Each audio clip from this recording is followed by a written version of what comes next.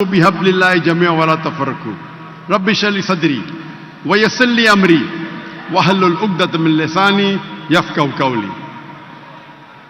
میرے محترم مولانا سید عبدالخبیر آزاد، امام اور خطیب بادشاہی مسجد، minister of health, minister of transport, میرے محترم بزرگوں اور میرے عزیز بھائیوں، السلام علیکم ورحمۃ اللہ وبرکاتہ۔ اللہ سبحانہ و تعالیٰ کی رحمت اور برکت آپ سب پر ہو۔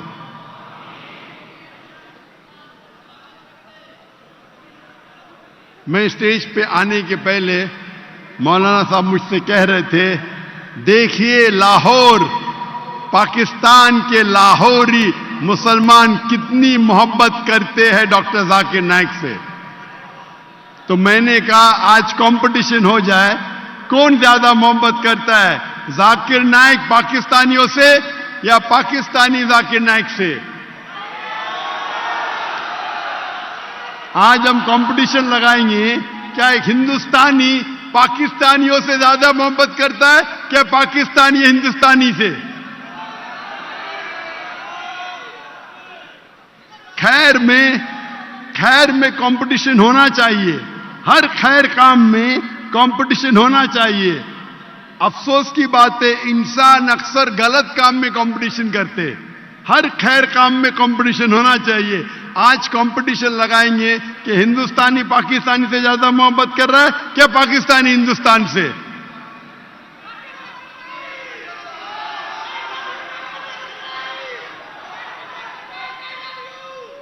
I love you too.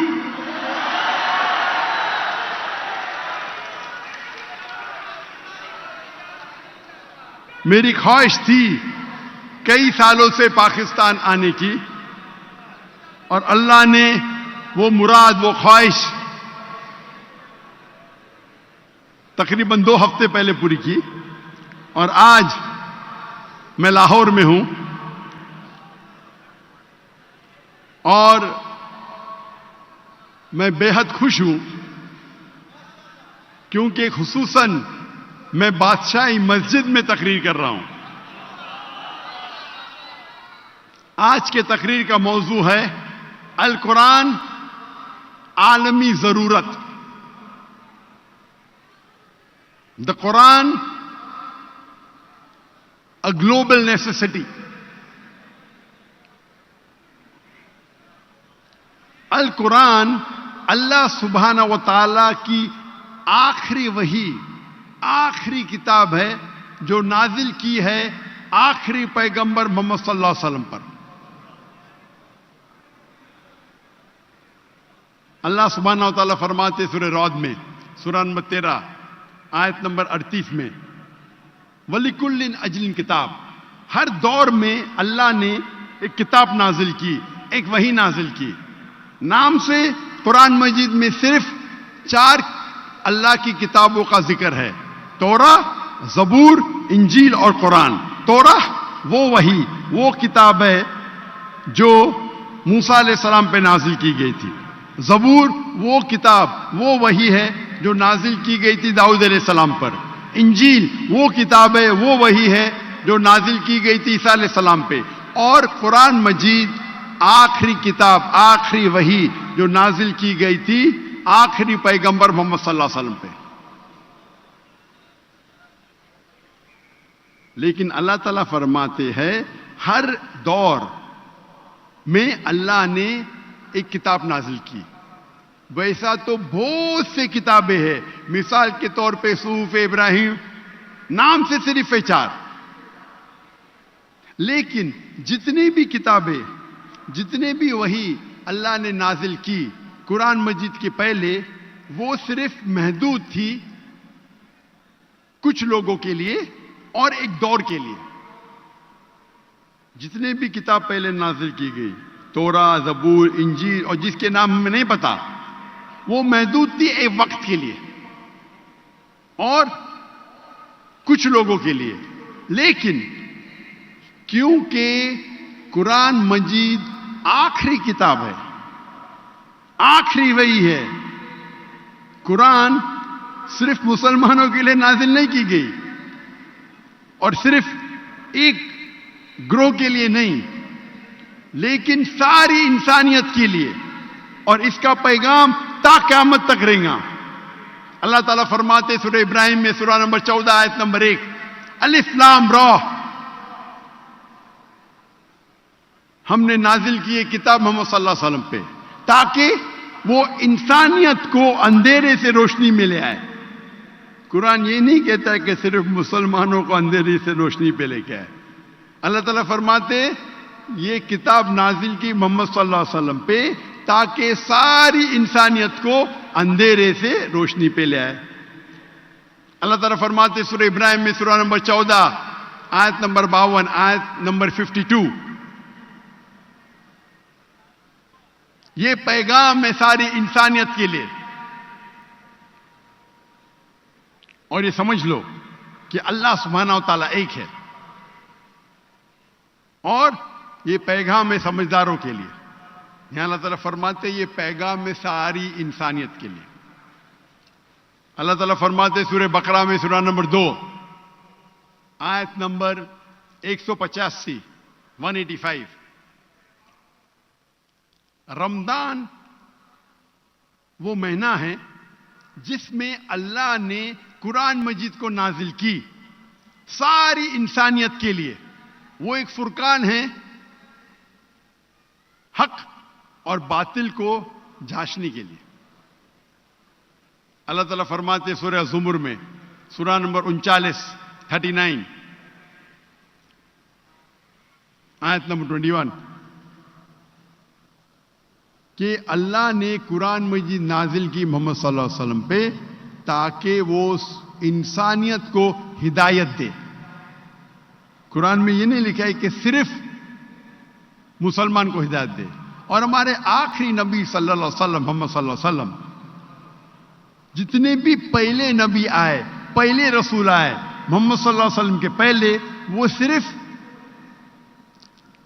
ایک گروہ کے لیے آئے۔ ان کا پیغام صرف ایک وقت کے لیے تھا، لیکن کیونکہ محمد صلی اللہ علیہ وسلم آخری پیغمبر تھے، وہ صرف مسلمانوں کے لیے نہیں آئے تھے، وہ ساری انسانیت کے لیے آئے تھے۔ اللہ تعالیٰ فرماتے سورہ انبیاء میں سورہ نمبر 21 آیت نمبر 107، وما ارسلناک الا رحمت للعالمین، کہ ہم نے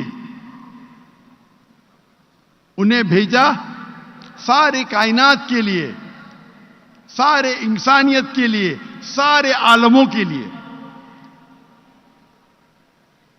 کیونکہ قرآن مجید اللہ کی آخری کلام ہے اور سارے انسانیت کے لیے، اسی لیے میں کہتا ہوں القرآن عالمی ضرورت۔ آج سب سے زیادہ ضرورت اگر اس دنیا کو ہے وہ ہے القرآن۔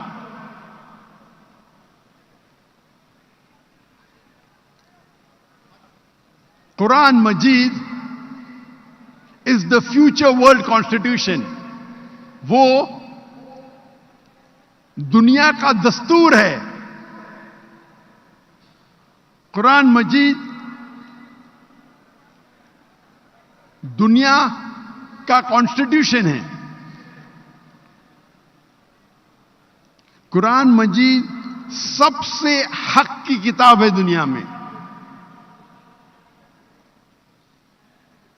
یہ ایک عالم کے لیے پیغام ہے، یہ فوارہ ہے حکمت اور رحمت کا، یہ ہدایت ہے جو لوگ بھٹکے ہوئے ہیں۔ قرآن مجید ایک تنبیہ ہے جو لوگ نہیں مانتے، اور جو لوگ شک میں ہیں ان کے لیے حق کا پیغام ہے۔ قرآن مجید ایک رحمہ ہے جو لوگ مشکل میں ہیں، قرآن مجید ایک امید ہے مظلوموں کے لیے. اسی لیے میں کہتا ہوں قرآن عالمی ضرورت ہے.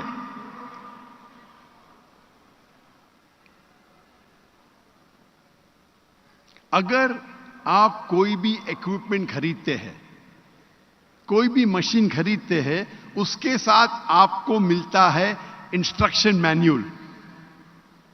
اردو میں کہتے ہیں ہدایت نامہ، انگریزی میں کہتے ہیں انسٹرکشن مینیول. آپ کبھی بھی کوئی بھی مشین خریدیں گے، اس کے ساتھ آتا ہے انسٹرکشن مینیول، ہدایت نامہ. اور جتنی پیچیدہ مشین، جتنی کمپلیکیٹڈ مشین ہے، اتنی ضرورت ہے ہدایت نامے کی. اگر آپ مجھے اجازت دیں گے انسان کو ایک مشین کہنے کے لیے، تو آپ کو ماننا ہوگا کہ دنیا کی سب سے کمپلیکیٹڈ، سب سے پیچیدہ مشین ہے انسان. کیا اس انسان کو ہدایت نامے کی ضرورت نہیں؟ انسٹرکشن مینیول کی ضرورت نہیں؟ انسان کا ہدایت نامہ ہے قرآن مجید.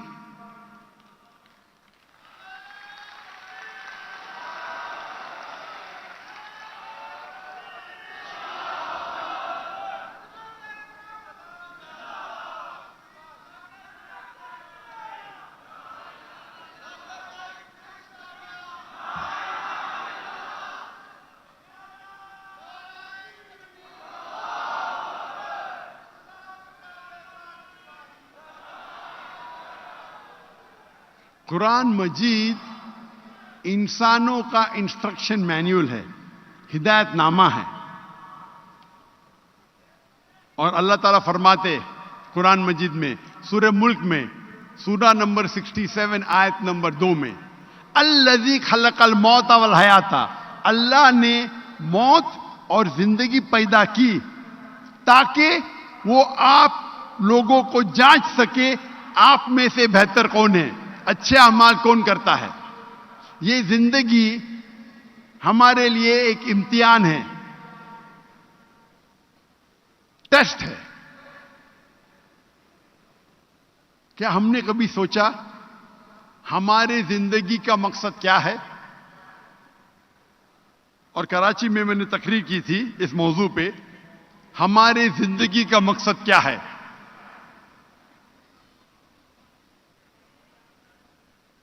کبھی آپ لوگ نے سوچا ہماری زندگی کا مقصد کیا ہے؟ افسوس کی بات ہے کہ اکثر انسان اپنی زندگی جتنا پیسہ کماتے ہیں اس طریقے سے زندگی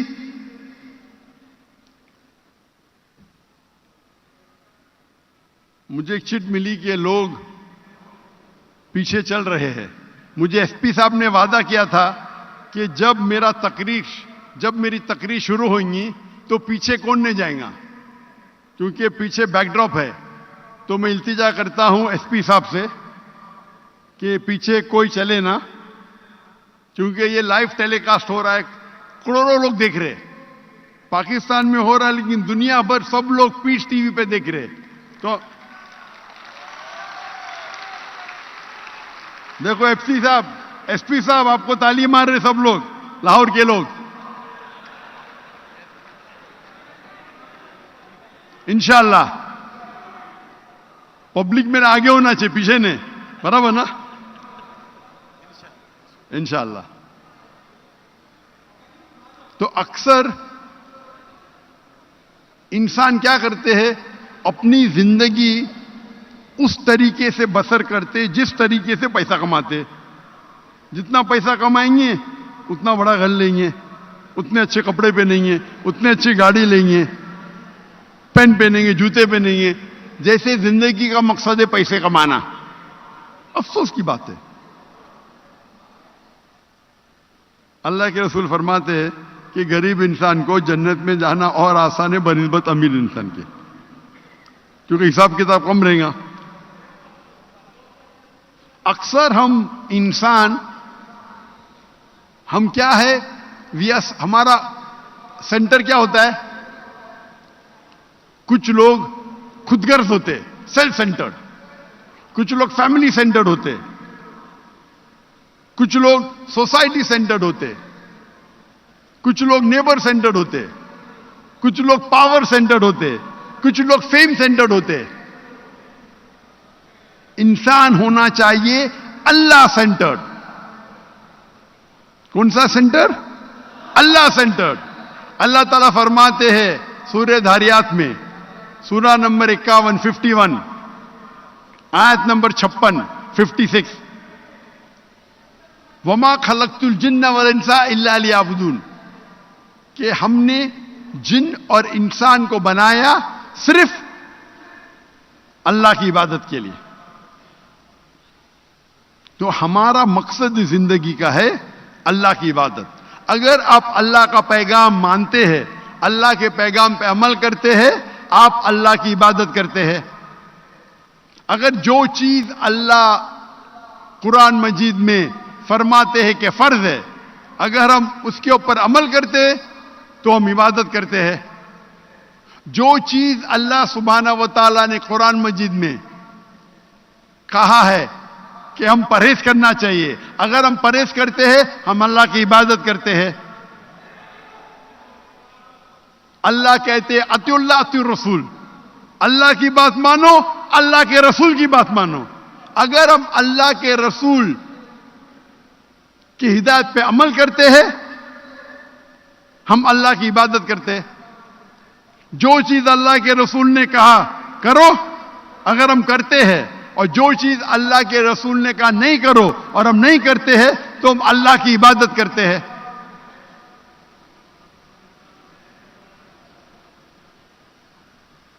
کیونکہ یہ قرآن مجید ہمیں کہتا ہے کہ یہ زندگی ایک امتحان ہے اور ہمارے حیات مقصد بیان کرتا ہے. اسی لیے میں کہتا ہوں کہ قرآن عالمی ضرورت.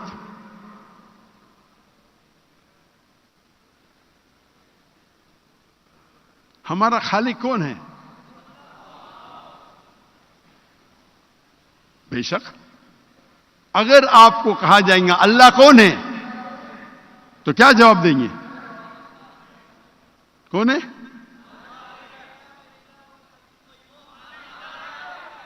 سب سے بہترین جواب اور سب سے مختصر سا جواب اللہ تعالیٰ فرماتے سورہ اخلاص میں، سورہ نمبر 112 آیت نمبر 1 سے 4، قل هو اللہ احد، کہو کہ اللہ ایک ہے. اللہ الصمد، اللہ ایبسولوٹ ایٹرنل، لم یلد ولم یولد، نہ وہ جنا ہے نہ کسی کو جنتا ہے، ولم یکن لہ کفوا احد، اس کے جیسا اس کائنات میں کوئی بھی نہیں. یہ سب سے مختصر سا جواب ہے. اللہ سبحانہ و تعالیٰ کا ڈیفینیشن ہے. اس کی تعریف تو ایسا ہے، اللہ تعالیٰ فرماتے سورہ لقمان میں، اگر آپ سارے پیڑ کو دنیا میں قلم بنا دیں گے اور سارے سانس، سارے سمندر اور 7 سمندر ملا کے شے بنا دیں گے، انک بنائیں گے، تو بھی آپ اللہ تعالیٰ کی تعریف نہیں لکھ سکتے. لیکن سب سے مختصر سا جواب ہے سورہ اخلاص. سورہ اخلاص is the litmus test, touchstone. Touchstone آپ سونے کو جاننے کے لیے، سونا کتنا کھرا ہے جاننے کے لیے کیا کرتے؟ آپ ٹچ سٹون کے اگینسٹ سونے کو رب کرتے ہیں، رگڑتے ہیں، اور جس طریقے سے اس کا رنگ آتا ہے ہم چارٹ پہ دیکھتے ہیں اور کہتے ہیں کہ سونا 24 کیرٹ ہے یا 22 کیرٹ ہے یا 18 کیرٹ ہے، یا سونا نہیں ہے، کیونکہ ہر چیز جو چمکتی ہے وہ سونا نہیں ہے. سورہ اخلاص اللہ کو پہچاننے کا تلسمہ ہے، اللہ کو پہچاننے کا ٹچ سٹون ہے، لٹمس ٹیسٹ ہے. مثال کے طور پہ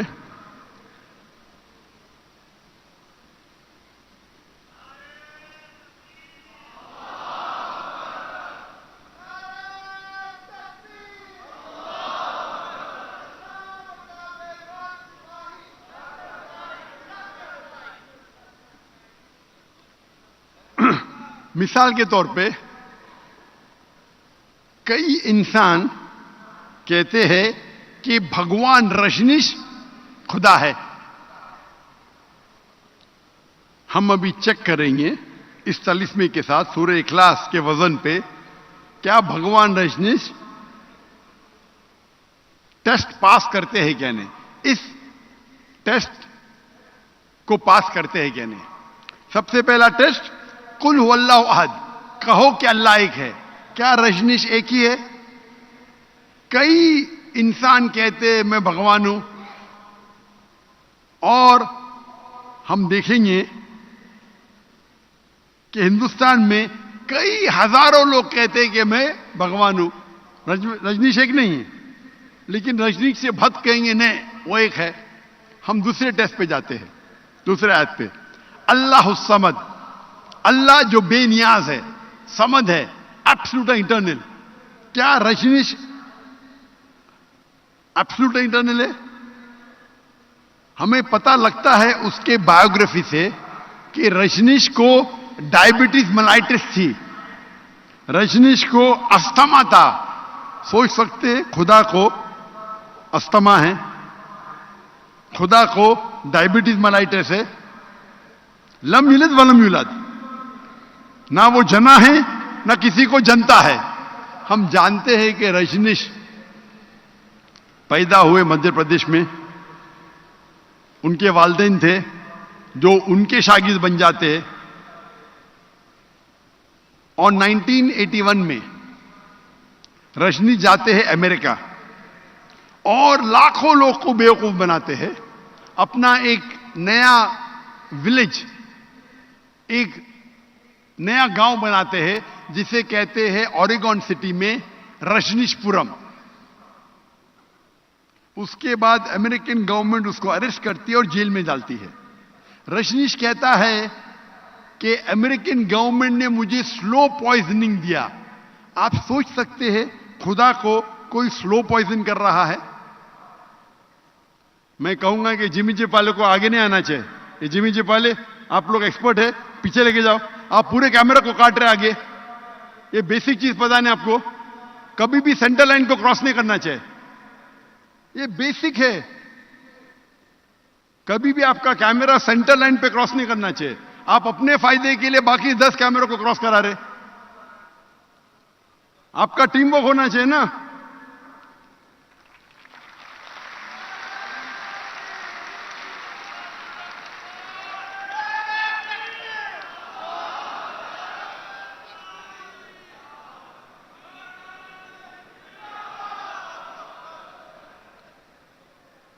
ایک دائی کو پتا ہونا چاہیے کہ دعوت جب کروڑوں تک جا رہی ہے اس کو بیسک میڈیا کا پتا ہونا چاہیے. آپ سوچ سکتے ہیں کروڑوں لوگ دیکھ رہے, یہ بھائی صاحب اپنے ایک شاٹ کے لیے 10 کیمروں کو خراب کر رہا ہے.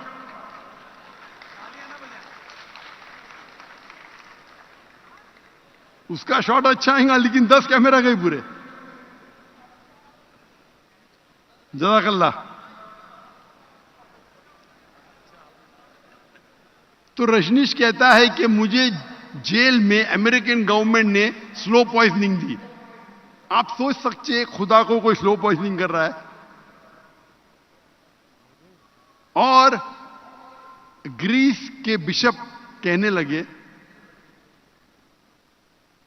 کہ اگر آپ رجنیش کو ہمارے ملک سے نہیں نکالیں گے ہم اس کے اور اس کے فالوورز کو ختم کر لیں گے.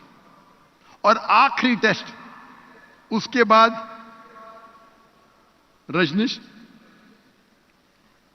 آتے ہیں ہندوستان میں, مہاراشٹر میں, اور اپنا ایک نیا سینٹر شروع کرتے اوشو کمیون پونا میں. اور اگر آپ اوشو کمیون جائیں گے تو ان کی سمادھی پہ لکھا ہوا ہے, سمادھی پہ تختی پہ لکھا ہوا ہے اوشو بھگوان Rajneesh never died, was never born, never died, but visited the earth between the 11th of December 1931 to the 19th of January 1990. بھگوان رجنیش نہ کبھی پیدا ہوئے نہ کبھی مرے, لیکن اس زمین کے شہر विजिट कर घूमने के लिए आया। 11 दिसंबर 1931 से लेके 19 जनवरी 1990 तक उस तख्ती पे ये नहीं लिखा था कि रजनीश को 21 मुमालिक में एंट्री नहीं, 21 मुमालिक का वीजा नहीं मिला। आप सोच सकते, खुदा धरती को विजिट करने आ रहे, इस जमीन पे आ रहे घूमने के लिए, और उसको वीजा की जरूरत है।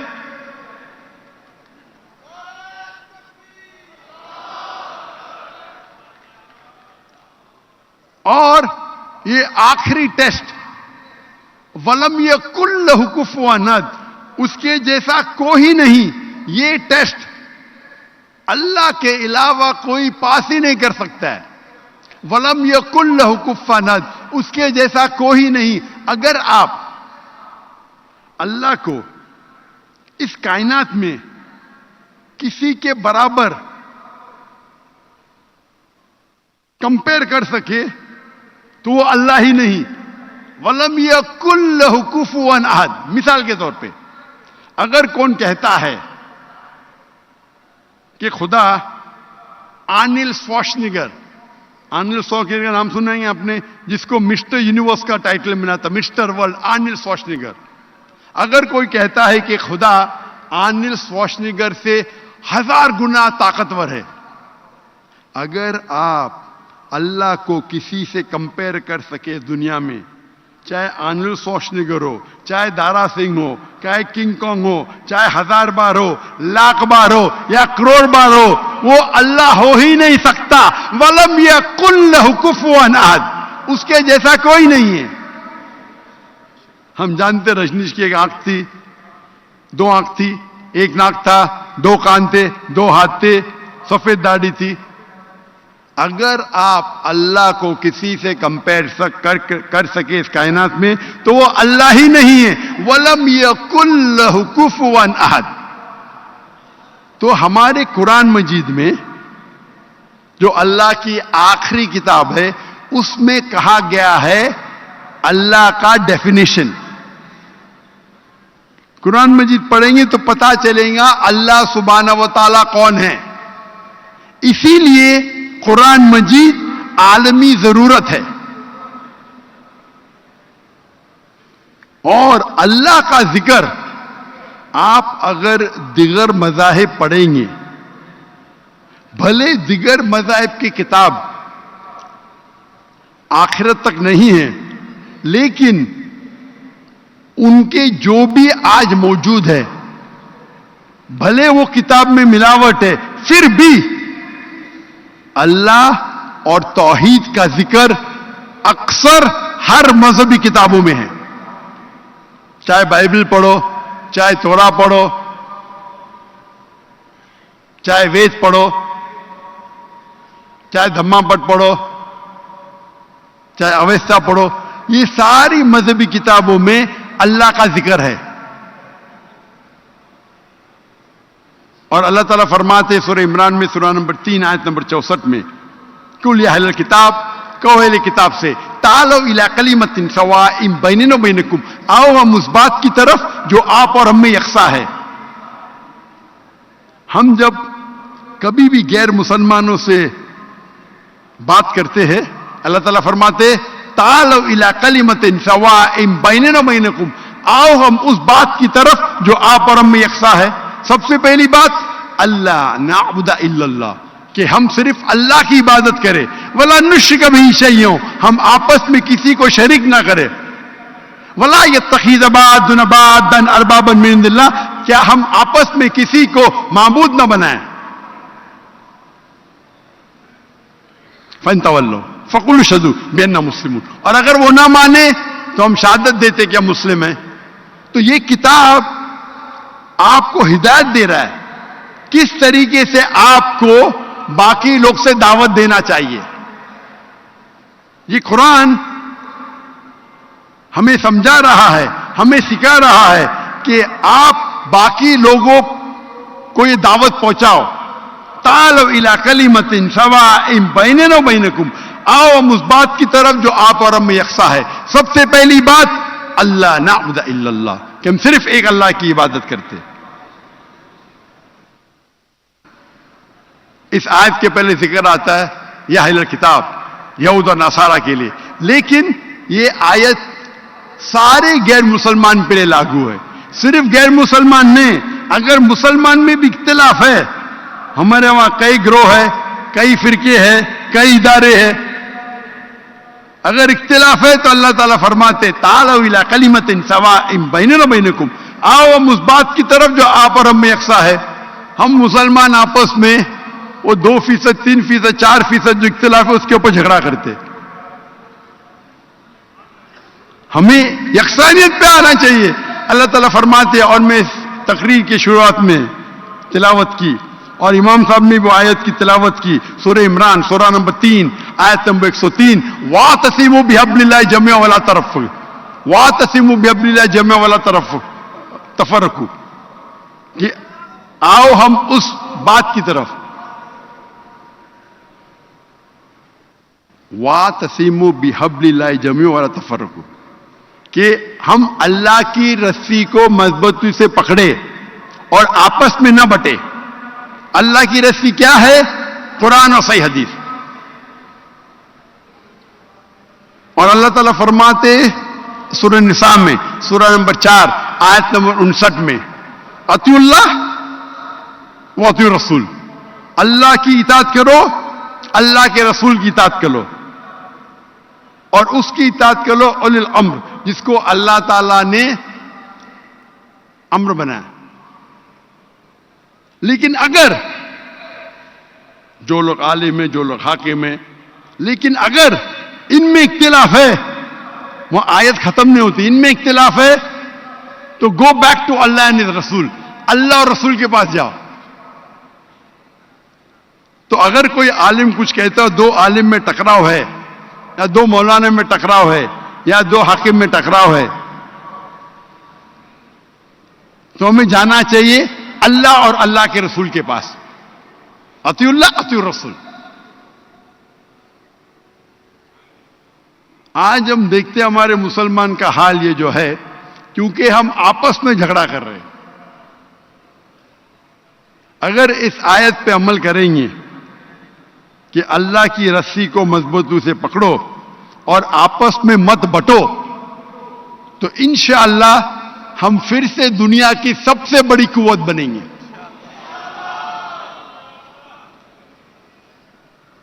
ہم جب دیکھتے ہیں اللہ کے رسول کے وقت, خلفاء راشدین کے وقت, صحابہ کے دور میں مسلمان کم تھے لیکن طاقتور تھے.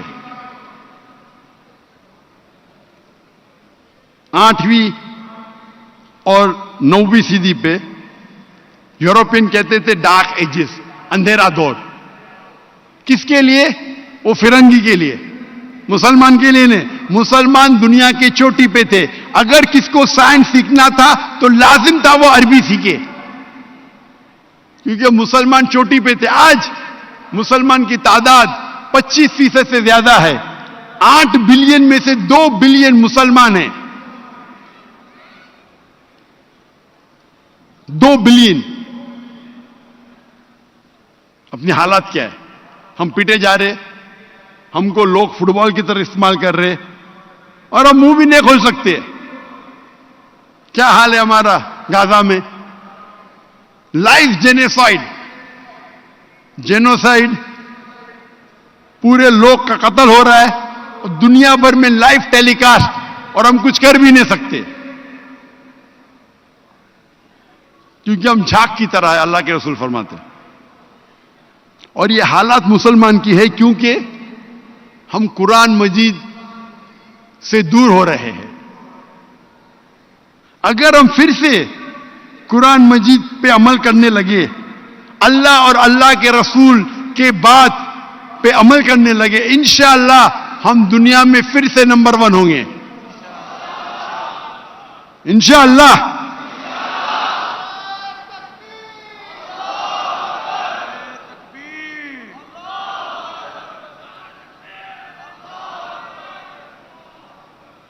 اور اللہ تعالیٰ فرماتے سورہ نساء میں سورہ نمبر 48 48 اور سورہ نساء میں سورہ نمبر 116 کہ اللہ سبحانہ و تعالیٰ اگر چاہے تو آپ کے کوئی بھی گناہ کو معاف کر سکتا ہے، لیکن شرک کو کبھی نہیں معاف کرے گا،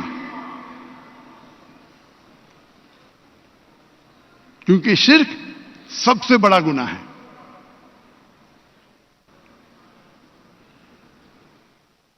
اور اللہ سبحانہ و تعالیٰ فرماتے ہیں،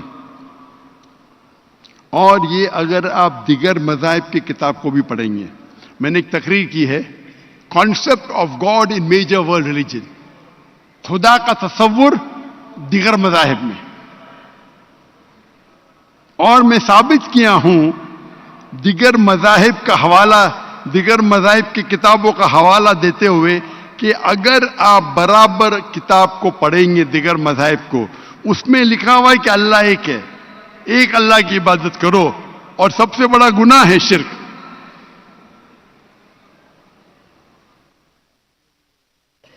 اللہ تعالیٰ فرماتے سورہ حج میں سورہ نمبر 22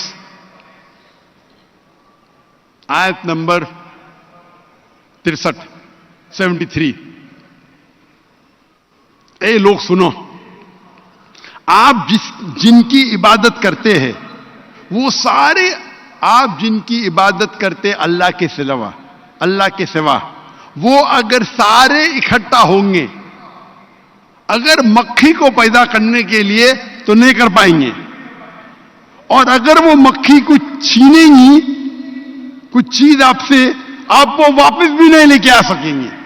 مکھی کو پیدا کرنے کی تو چھوڑو، آپ جن کی عبادت کرتے اللہ کے علاوہ، جو بھی آپ کے معبود ہے اللہ کے علاوہ، اگر سارے اکٹھا ہوں گے تو ایک مکھی بھی پیدا نہیں کر سکیں گے، اور اگر وہ مکھی کچھ چیز آپ سے چھینیں گی آپ واپس بھی نہیں لے آ سکیں گے۔ کمزور ہے وہ لوگ جو عبادت کرتے ہیں، اور کمزور ہے وہ جس کی آپ عبادت کرتے ہیں۔ یہ آیت اللہ سبحانہ و تعالیٰ کی عظمت کو بیان کرتی ہے۔ تو اسی لیے عبادت کرو صرف اللہ کی، اور قرآن مجید میں ہمیں ہدایت ملتی ہے سورہ عنکبوت میں سورہ نمبر 29 آیت نمبر 85 میں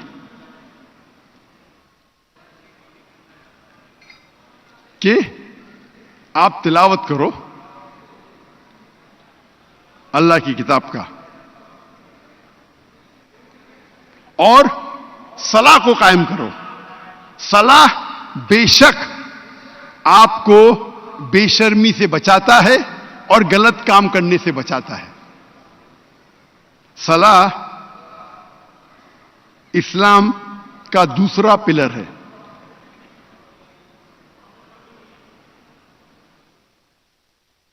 اور ہر مسلمان کو کم از کم 5 بار صلاح پڑھنا چاہیے۔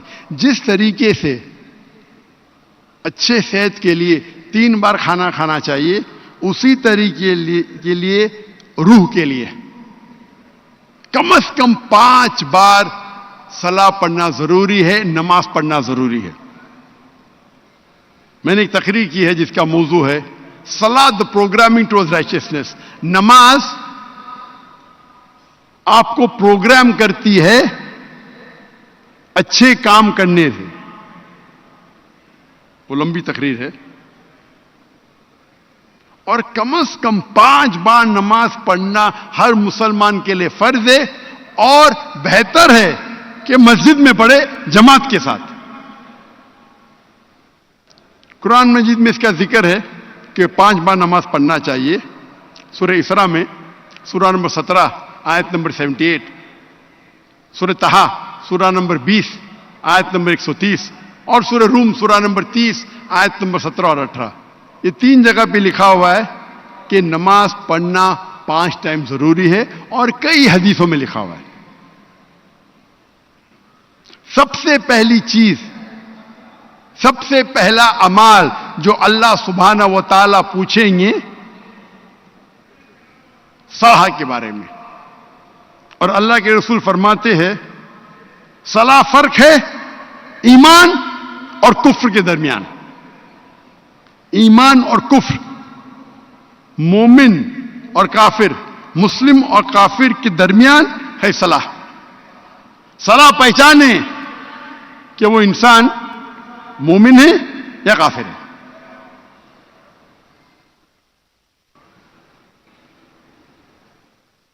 اور صلاح مسجد میں 5 ٹائم پڑھنا کچھ علماء کہتے ہیں کہ فرض کفایہ ہے، کچھ کہتے ہیں فرض عین ہے.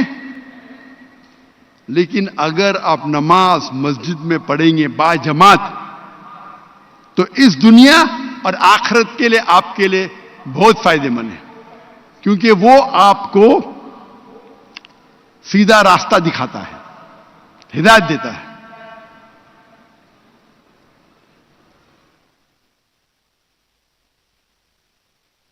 تیسرا پلر، تیسری بنیادی بات ہے زکوٰۃ. ہر مسلمان کے لیے فرض ہے کہ اگر اس کے پاس نصاب سے زیادہ دولت ہے، سیونگ ہے، نصاب ہے 85 گرام سونا. 85 گرام سونا آج میں چیک کیا، 85 گرام سونا کی قیمت آج پاکستان میں ہے 20,18,580 روپئے. آج کی تاریخ فلکچویٹ ہوتا ہے. 20,18,580 روپئے according to the gold association of Pakistan. تو اگر آپ کے پاس 20,18,580 روپئے سے زیادہ آپ کے پاس سیونگ ہے تو آپ پہ زکوٰۃ فرض ہے. کم ہے تو آپ پہ فرض نہیں. اور 2.5% ہر مسلمان جس کے پاس نصاب سے زیادہ دولت ہے، سیونگ ہے، اس کے لیے 2.5% ہر سال، ہر قمری سال فرض ہے. اگر ہر انسان، دنیا کے ہر انسان اگر زکوٰۃ دینا شروع کریں گے تو دنیا میں غربت رہے گی نہیں. کوئی بھی انسان بھوک کے وجہ سے نہیں مرے گا.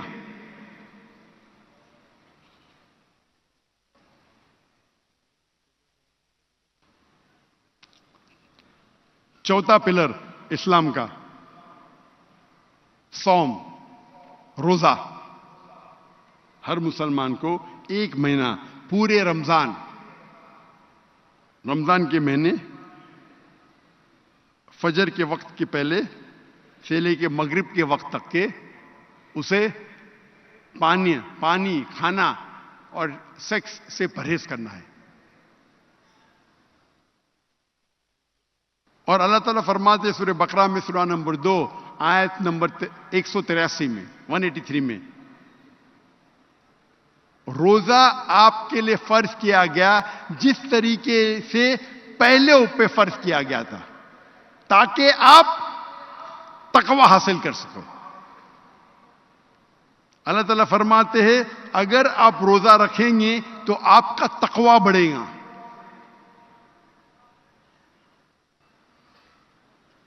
اور آخری پلر جو قرآن مجید میں ذکر آتا ہے وہ ہے حج.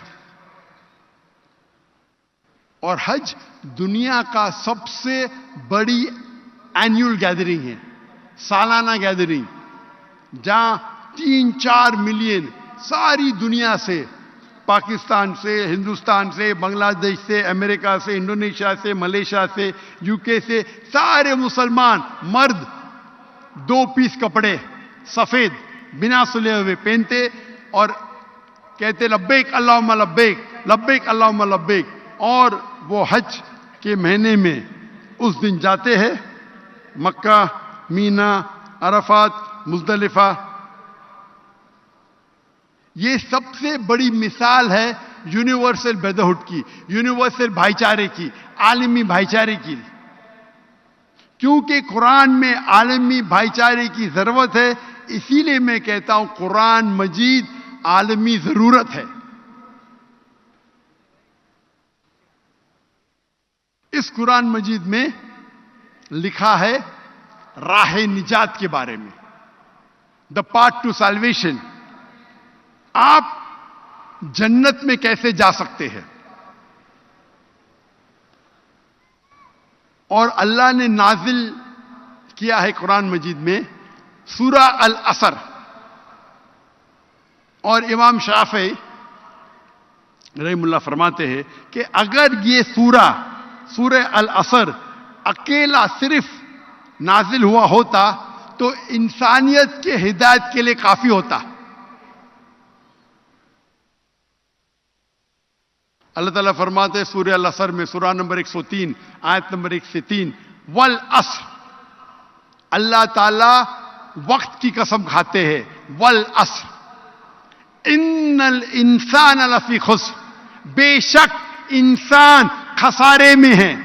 الا الذین آمنوا وعملوا الصالحات وتواصوا بالحق وتواصوا بالصبر. صرف وہ لوگ. اللہ تعالیٰ فرماتے اللہ قسم کھا رہی ہے, اللہ تعالیٰ قسم کھا رہے ہیں وقت کی والعصر, اور کہتے ہیں کہ انسان خسارے میں ہے. صرف وہ لوگ خسارے میں نہیں جو لوگ کے پاس ایمان ہے, عمل صالحات ہے, اچھے اعمال ہے, وتواصوا بالحق لوگوں کو حق کی طرف بلاتے ہیں, وتواصوا بالصبر لوگوں کو صبر کی طرف بلاتے ہیں. جنت میں جانے کے لیے اس سورے کے حساب سے آپ کو چاروں چیز کی ضرورت ہے. ایمان, عمل صالحات, وتواصوا بالحق, وتواصوا بالصبر. اگر آپ بہت اچھے مسلمان ہیں, روز نماز پڑھتے ہیں 5 وقت کی, روزہ رکھتے ہیں, زکوٰۃ دیتے ہیں, حج کے لیے گئے, لیکن اگر آپ دعویٰ نہیں کریں گے, وتواصوا بالحق نہیں کریں گے, غیر مسلمان کو اسلام کی طرف نہیں بلائیں گے, مسلمان کی اصلاح نہیں کریں گے, تو آپ جنت میں نہیں جائیں گے. سورہ العصر کے حساب سے اللہ تعالیٰ آپ کو معاف کرنا چاہتا ہے اور جنت میں ڈالنا چاہتا ہے, وہ اللہ کی مرضی. لیکن سورہ العصر کے حساب سے چاروں چیز ضرورت ہے. ایمان, عمل صالحات اچھے اعمال, وتواصوا بالحق غیر مسلمان کو دعوت دو, مسلمانوں کی اصلاح کرو, وتواصوا بالصبر لوگوں کو صبر کی طرف بلاؤ. اگر ان چاروں میں سے ایک بھی کمی ہے تو عام طور پہ آپ جنت میں داخل ہی نہیں ہوں گے. سورہ العصر جنت میں جانے کی چابی ہے, طریقہ دکھاتا ہے, راہ نجات.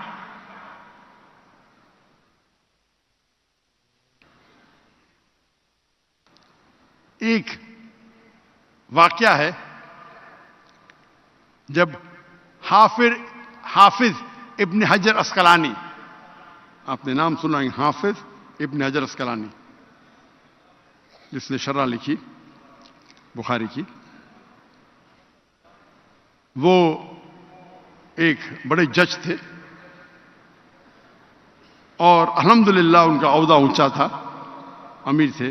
تو ایک غریب یہود جس کے کپڑے پھٹے ہوئے ہوتے, وہ آتے اور کہتے ہیں حافظ ابن حجر اسقلانی سے رحم اللہ, اور کہتے ہیں کہ آپ کے آخری پیغمبر محمد صلی اللہ علیہ وسلم نے فرمایا تھا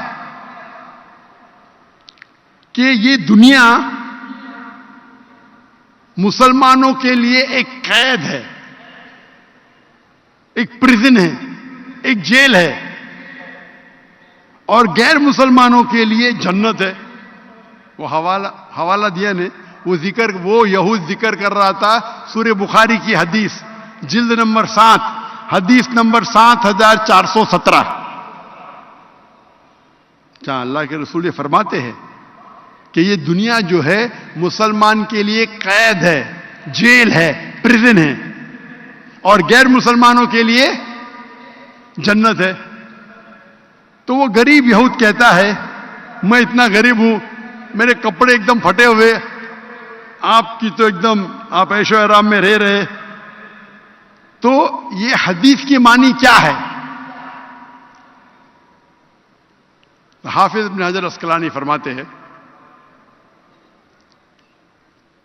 جو مسلمان کو پتا ہے کہ اگر وہ قرآن مجید پہ عمل کرے گا، اللہ کے رسول کی ہدایت پہ عمل کرے گا اور جنت جائیں گا، وہ جنت اتنی بہتر ہے کہ آج کے دنیا کے سب سے امیر انسان، سب سے انسان جس کے پاس ساری دولت ہے، وہ جنت کروڑوں گنا، اربوں گنا اس سے اچھی ہے، تو اس کے مقابلے میں یہ قید ہے نا۔ اور اگر وہ غیر مسلم جانے گا کہ آخرت میں وہ جہنم میں جائیں گا اور ایسی آگ میں جلیں گا کہ سب سے کم آگ ایسی ہے کہ تلوے آپ کے پیر کے نیچے اگر آئیں گی آگ تو آپ کا بھیجا ابلے گا۔ سب سے کم آگ آپ کے پیر کے نیچے اگر لگے گی، تلوے کے نیچے، تو آپ کا بھیجا ابلے گا۔ اور آج کا سب سے بدترین انسان، سب سے غریب انسان یہ جانے گا کہ میں اس جہنم کی آگ میں جلیں گا تو وہ کہیں گا یہ دنیا میرے لیے جنت ہے۔ تو یہ تشریح ہے اس حدیث کی، اللہ کے رسول کی۔ لیکن افسوس ہے کہ انسان دنیا کے دولت کے پیچھے بھاگتا ہے، اور افسوس کی بات ہے کئی مسلمان ہم بھاگتے دولت کے پیچھے، کرسی کے پیچھے، فیم کے پیچھے، پاور کے پیچھے، کیونکہ یہ حدیث کا ان کو پتہ ہی نہیں۔ ہم دنیا کی کرسی کے وجہ سے، دنیا کے شہرت کے وجہ سے آخرت کو برباد کر رہے، ایک دم بیوقوف بزنس مین ہے۔ میرے حساب سے مجھے ان پہ رونا آتا ہے کہ ان کو تجارت ہی نہیں آتی۔ اگر وہ بزنس مین ہوتا اور جانتا ہوتا آخرت میں کیا ملے گا، تو کچھ ہمارے نام کے مسلمان ہیں جو دولت کے پیچھے، شہرت کے پیچھے، فیم کے پیچھے، پاور کے پیچھے۔ میں کہتا ہوں کرسی اگر سنبھالنا ہے تو اپنی آخرت کی کرسی کی فکر کرو۔ آخرت کی کرسی مل جائیں گی تو اس دنیا میں آپ کو کوئی بھی چیز منظور۔ اسی لیے اللہ کے رسول فرماتے ہیں کہ جتنے ہمارے نبی اور رسول آئے ان پہ سب سے زیادہ امتحان ہوئے۔ جتنا بڑا امتحان اتنا بڑا ریوارڈ، انعام۔ تو جتنے رسول آئے، اور ہمارے آخری نبی رسول محمد صلی اللہ علیہ وسلم کا امتحان سب سے ڈیفیکلٹ تھا۔ اسی لیے وہ انسانوں کے ماشاءاللہ سردار ہے۔ اللہ تعالیٰ فرماتے وہ مثال ہے انسانیت کے لیے۔ تو اگر ہم جانیں اس آخری کلام، اللہ کے آخری کلام قرآن میں کیا لکھا ہے جنت کے بارے میں، تو ہم کبھی سوچیں گے نہیں دنیا کے بارے میں۔ اللہ تعالیٰ فرماتے اگر آپ دنیا چاہیں گے اللہ دنیا دے گا لیکن جنت نہیں دے گا، جنت چاہیں گے تو جنت بھی دے گا اور دنیا بھی دے گا۔ تو جنت پہ پیچھے بھاگو، دنیا کے پیچھے نہیں۔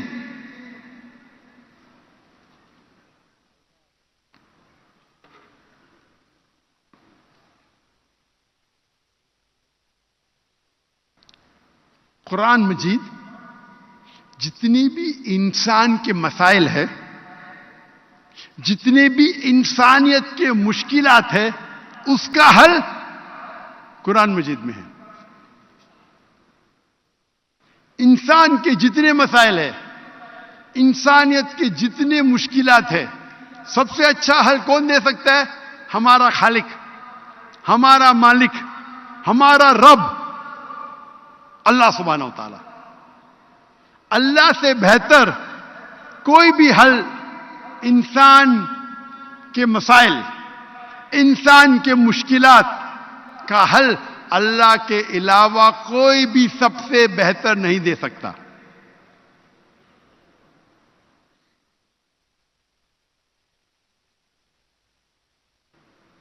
قرآن مجید انسان کے مسائل کا حل ہے۔ آپ کوئی بھی حل لو اس کا جواب قرآن مجید میں. وہ الگ بات ہے کہ ہم قرآن مجید کو سمجھ نہیں پاتے, ہم قرآن مجید پہ تدبر نہیں کر پاتے. ایک ہوتا ہے تذکر قرآن, ایک ہوتا ہے تدبر قرآن. ایک ہوتا ہے کہ سپرفیشلی قرآن کو پڑھنا, ایک ہوتا ہے قرآن مجید پہ تدبر کرنا. انسان قرآن مجید کو تو پڑھ سکتا ہے, تذکر کر سکتا ہے, تدبر کوئی بھی انسان یہ نہیں کہہ سکتا میں نے 100%. آپ یہ کہہ سکتے 100% قرآن کو پڑھا, ایک بار, 10 بار, 100 بار, 1000 بار, بالکل سے. لیکن تدبر مکمل اللہ کے رسول کے علاوہ کوئی بھی نہیں کہہ سکتا کہ 100% میں قرآن کو سمجھا. اللہ تعالیٰ فرماتے سورہ نساء میں سورہ نمبر 4 آیت نمبر 82 سے 82, افلا یتدبرون القرآن ولو کان من عند غیر اللہ لوجدوا فیہ اختلافا کثیرا. کیا اگر آپ قرآن مجید پہ تدبر کریں گے تو آپ دیکھیں گے قرآن مجید اگر اللہ کے علاوہ کسی اور کی کتاب ہوتی تو اس میں اختلاف ہوتا, کئی اختلاف ہوتے.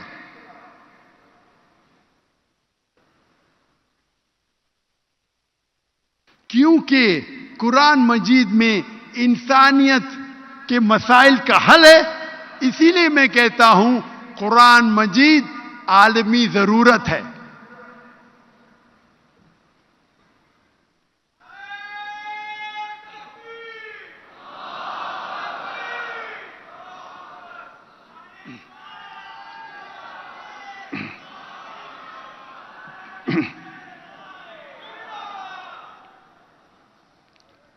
نارملی میڈیا میں ایک ٹیکنیک ہے کہ کبھی بھی سائلنٹ نہیں ہونا چاہیے. تو جب میں پانی پینے جا رہا ہوں تو ماشاء اللہ اللہ کی تکبیر کر رہے, تو برابر ٹائم کے اندر آپ گیپ کو بھر رہے.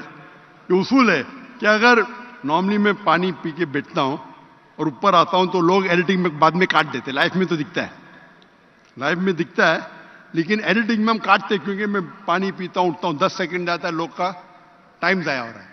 لائف میں تو کاٹ نہیں سکتے لیکن پوسٹ پروڈکشن میں کاٹتے. آپ لوگ ماشاءاللہ بیچ میں فلر دے رہے, نعرے تکبیر, اللہ کی تکبیر کر رہے, تو ایڈیٹر ابھی کاٹے گا نہیں.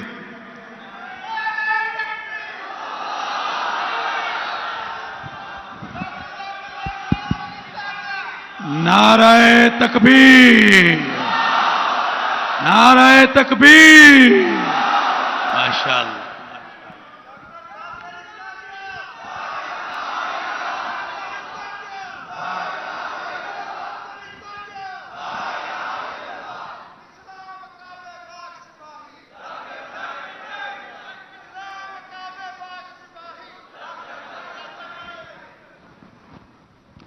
قرآن مجید انسانیت کے مسائل کا حل ہے.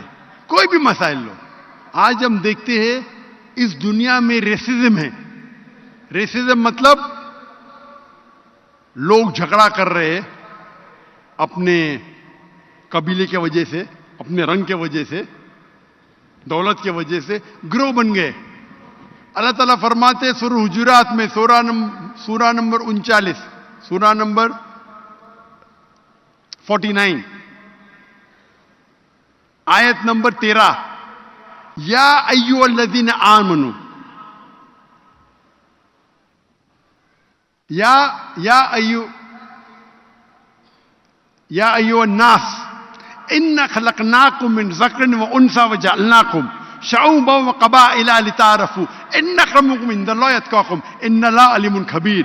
اے انسانوں, ہم نے تمہیں ایک جوڑے سے بنایا ہے, مرد اور عورت کے جوڑے سے, تاکہ آپ ایک دوسرے کو پہچان سکو, نہ کہ آپ ایک دوسرے سے نفرت کرو.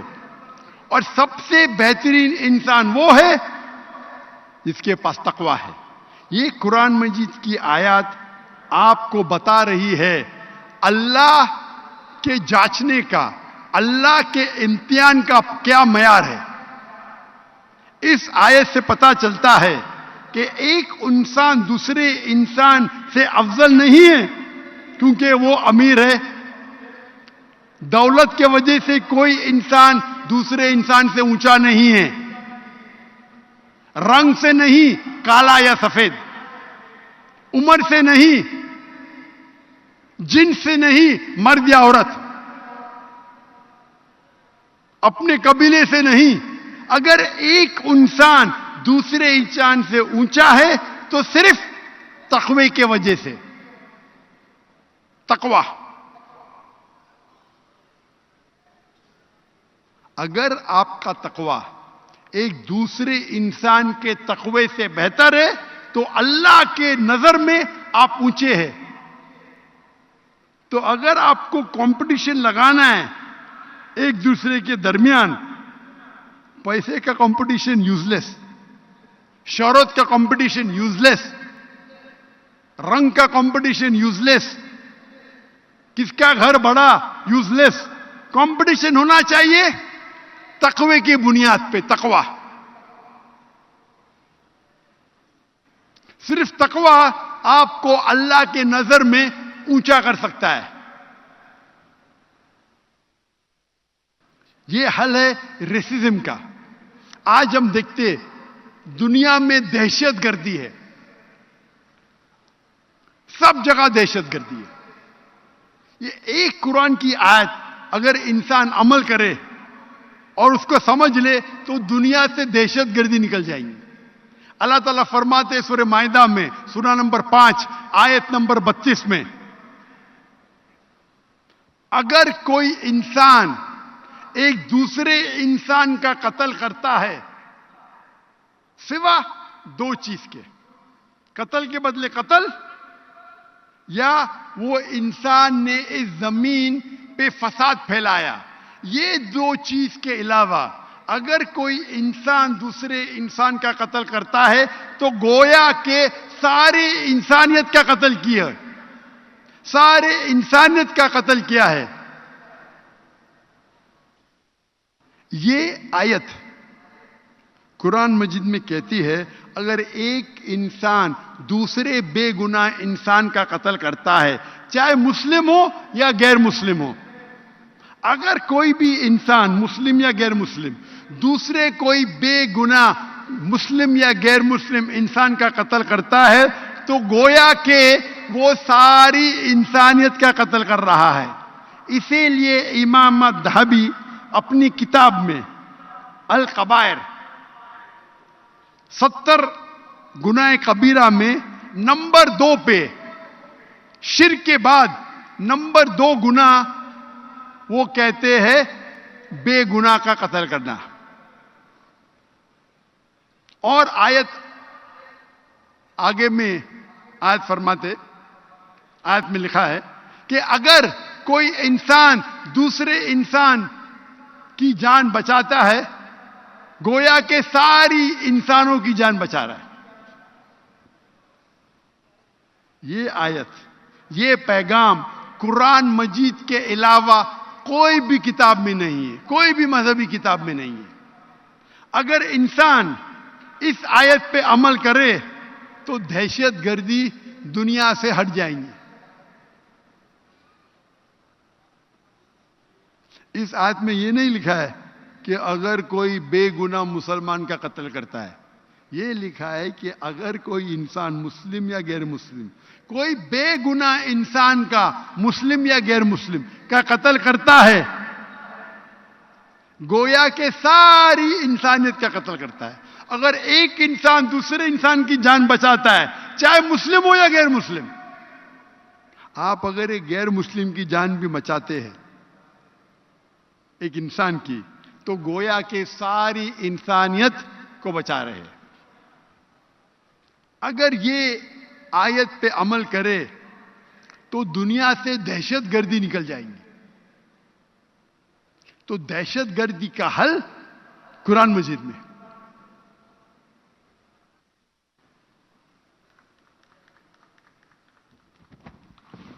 تالی نہ بجائیں, تالی نہ بجائیں. نعرہ تکبیر, نعرہ تکبیر. قرآن میں حل ہے ان ایکوالٹی کا, انجسٹس کا. ہم جو دیکھتے ہیں ہمارے معاشرے میں، دنیا میں، ان ایکوالٹی، اونچا نیچ، انجسٹس کا مطلب حق عدل نہیں ہو رہا ہے، عدل نہیں ہو رہا ہے. اللہ تعالیٰ فرماتے سورہ نساء میں، سورہ نمبر 4 آیت نمبر 135 میں، یا ایھا الذین آمنو، اے مومنو، کھڑے ہو حق کے لیے، اللہ کی شہادت دو، چاہے وہ آپ کے خلاف ہو. اگر اپنے آپ کے بھی خلاف ہو تو حق کے لیے کھڑے رہو. اللہ کی شہادت دو، چاہے وہ آپ کے خلاف ہو، چاہے آپ کے والدین کے خلاف ہو، آپ کے والد یا والدہ کے، چاہے وہ آپ کے رشتہ دار کے خلاف ہو، چاہے وہ غریب کے خلاف ہو، چاہے امیر کے خلاف ہو. قرآن مجید میں لکھا ہے جب بھی آپ حق کے لیے کھڑے ہوتے ہو، اللہ کی شہادت دو. یہ مت دیکھو کہ اگر میں سچ بولوں گا تو میرا نقصان ہوئے گا، نقصان بھی ہوئے گا تو حق کا ساتھ دو. اللہ کے بارے میں شہادت دو، چاہے وہ آپ کے والدین کے خلاف ہو، چاہے آپ کے رشتہ دار کے خلاف ہو، چاہے امیر کے خلاف ہو، چاہے غریب کے خلاف ہو. یہ آیت جب میں نے پڑھی مجھے سمجھ میں آیا باقی چیز، لیکن یہ کیوں امیر کے خلاف، غریب کے خلاف؟ امیر کے خلاف تو ہو سکتا ہے، ایک غریب کے خلاف کون شہادت دے گا؟ کیا فائدہ ہے؟ جب آپ تفسیر پڑھیں گے تو پتہ چلتا ہے، یعنی آپ سوچیں گے غریب انسان ہے، اگر میں حق بولوں گا تو اس کی روزی روٹی چلے جائیں گی. قرآن کی کمپلیٹ آیت کہتی ہے اللہ تعالیٰ روزی روٹی دینے والا ہے. تو غریب بھی ہے، اگر غلط کیا ہے تو شہادت دو اس کے خلاف. ارے غریب ہے، میں شہادت دوں گا تو اس کی نوکری جائیں گی. غریب بھی اگر غلط کرتا ہے تو اس کے خلاف شہادت دو. اللہ روزی روٹی دینے والا ہے، آپ اور تم نے، آپ اور میں نے. تو حق کی بات ہوتی ہے، آپ کو دیکھنا چاہیے کون ہے آپ کے سامنے. تو ہم دیکھتے ہیں یہ دنیا میں بے انصافی، انجسٹس. انجسٹس کا مجھے لفظ نہیں آ رہا تھا، بے انصافی. میری اردو کمزور ہے، میں تقریر کے پہلے بولنے بھول گیا کہ میری تعلیم انگریزی میں ہوئی، تو اردو میں جو غلطیاں آئیں گی اس کے لیے انشاءاللہ نظر انداز کر لینا. تو بے انصافی کا حل قرآن مجید میں. اسی لیے میں کہتا ہوں قرآن مجید عالمی ضرورت ہے. ہم دیکھتے ہیں دنیا بھر میں آج الکوہولزم ہے، ڈرگ ایڈکشن ہے. الکوہولزم، شرابی لوگ، ڈرگ ایڈکشن، ڈرگ ایڈکٹ سب جگہ ہے. اس کا حل کیا ہے؟ قرآن مجید میں اللہ تعالیٰ فرماتے سورہ مائدہ میں، سورہ نمبر 5 آیت نمبر 90 میں، یا ایھا الذین آمنو، اے مومنو، انما الخمر والمیسر والانصاب والازلام رجس من عمل الشیطان فاجتنبوہ لعلکم تفلحون. اے مومنو، جان لو بے شک شراب، جوا، بت پرستی، پھانسے پھینکنا، یہ شیطان کے ہتھ کنڈے ہے. اس سے باز آؤ اگر آپ سفلتا چاہتے ہیں تو. یعنی قرآن مجید میں صاف لکھا ہے کہ شراب پینا، جوا کھیلنا، بت پرستی، پھانسے پھینکنا، یہ شیطان کے ہتھ کنڈے ہیں. اگر اور آپ اس سے باز آؤ تاکہ آپ سفلتا پا سکو. کیونکہ میں ڈاکٹر ہوں، میرے ڈاکٹری برادری کے لوگ کہتے ہیں کہ الکوہولزم، یہ شراب پینا، الکوہولزم یہ بیماری ہے. وہ سپورٹ کرتے ہیں الکوہولزم کو کہ بیماری ہے. تو میں کہتا ہوں اگر الکوہولزم، ہر وقت شراب پینا بیماری ہے تو یہ واحد بیماری ہے دنیا میں جو بوتل میں بیچی جاتی ہے. یہ واحد بیماری ہے جس کا نہ کوئی جرم کاز ہے نہ وائرس کاز ہے. یہ واحد بیماری ہے جس کا اشتہار ریڈیو پہ آتا ہے, ٹیلی ویژن پہ آتا ہے, میگزین میں آتا ہے. یہ واحد بیماری ہے جو کئی ملکوں کے گورنمنٹ کو آمدنی ملتی ہے. یہ واحد بیماری ہے جس کے وجہ سے روڈ پہ ایکسیڈنٹ ہوتے ہیں. یہ واحد بیماری ہے جس کے وجہ سے کئی گھر برباد ہوتے ہیں. یہ بیماری نہیں ہے. اللہ تعالیٰ فرماتے ہیں یہ شیطان کے ہتھ کنڈے ہیں. رجس من عمل شیطان فاجتنبوا لعلکم تفلحون. اس سے آپ باز آ جاؤ. یہ شیطان کے ہتھ کنڈے ہیں, یہ آپ کے لیے حرام ہے تاکہ آپ سفلتا پاؤ. آج ہم دیکھتے ہیں کئی نوجوان, کئی شہر, کئی ملک برباد ہو رہے ہیں الکوہولزم کی وجہ سے, ڈرگ ایڈکشن کی وجہ سے. اس کا حل ہے قرآن مجید.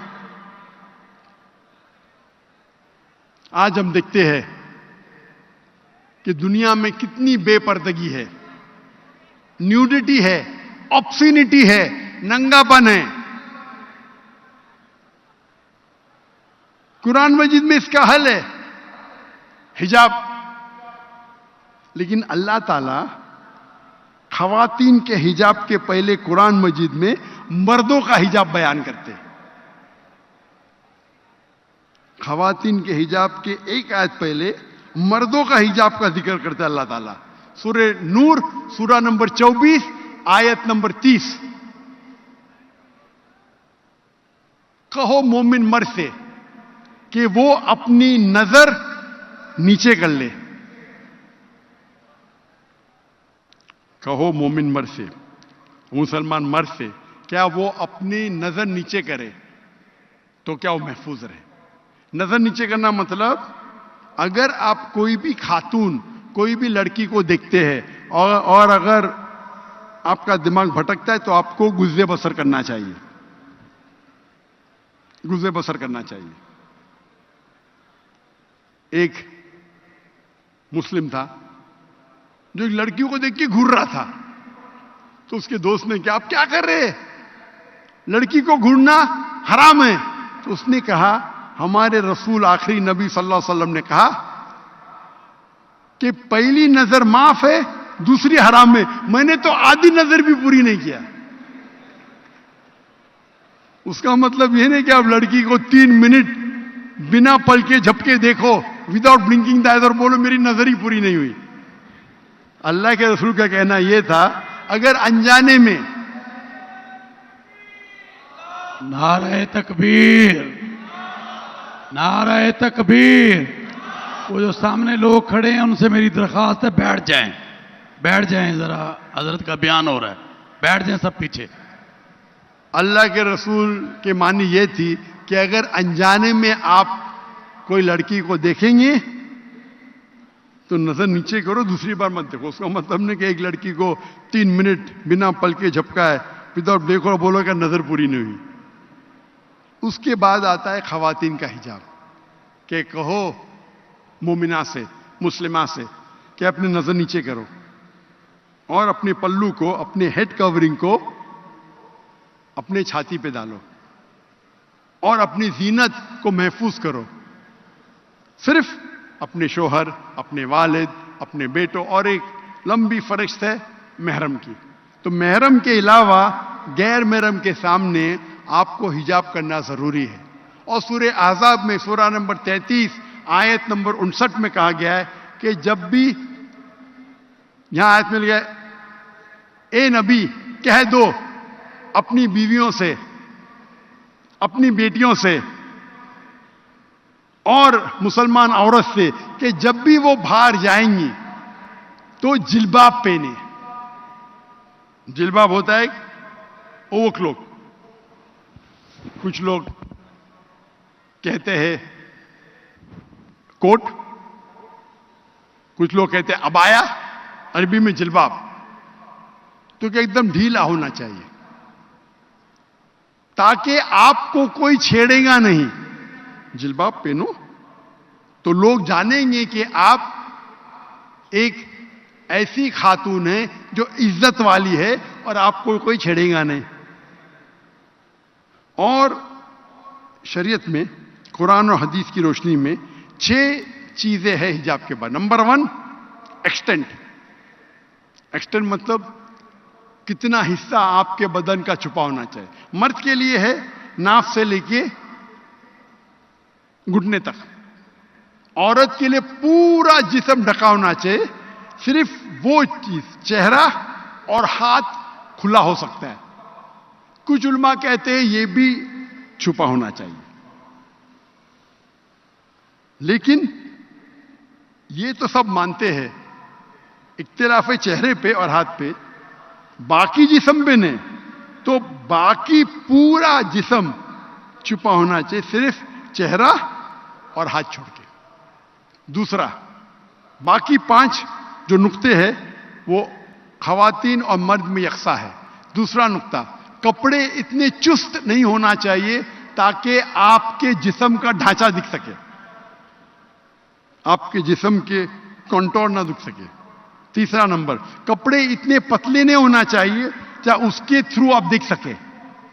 چوتھا نمبر, کپڑے اتنے بھڑکیلے نہیں ہونا چاہیے, چمک دھمک, تاکہ دوسرے کو اٹریکٹ کر سکے. آپ پہن رہے ابایا لیکن اس کے اوپر سیکوینس ہے, ہر قدم پہ چھپک چھپک لائٹ آتی ہے اپنے چہرے پہ, روشنی. تو حجاب کا مقصد ہی کیا ہے نا, ڈھیلے ہے. آپ کا حجاب اتنا بھڑکیلا ہے, کلر فلورسنٹ کلر, اور اس کے اوپر سیکوینس ہے, جیسا لائٹ پڑی تو آنکھ پہ آتی ہے. 5واں نقطہ, کپڑے دوسرے مذہب کے نہیں ہونا چاہیے. آپ صلیب نہیں پہن سکتے. صلیب عیسائی کی نشانی ہے, ٹائی عیسائی کی نشانی نہیں ہے. یہ تو میں نہیں پہنتا تھا, وہ لوگ کو غلط فہمی ہے. آپ انسائکلوپیڈیا بریٹانیکا پڑھیں گے تو لکھا ہے ٹائی, کیونکہ جو ملک میں بہت ٹھنڈی ہوتی تھی تو وہ باندھنے کے لیے ٹائی پہنتے تھے. آپ اگر جائیں گے, کوئی کہیں بھی بائبل میں نے لکھا ہے کہ ٹائی صلیب کی نشانی ہے. آپ پادری کا فوٹو دیکھیے, پادری کیا پہنتے, توپ پہنتے, توپ جیسا, ٹائی نہیں پہنتے.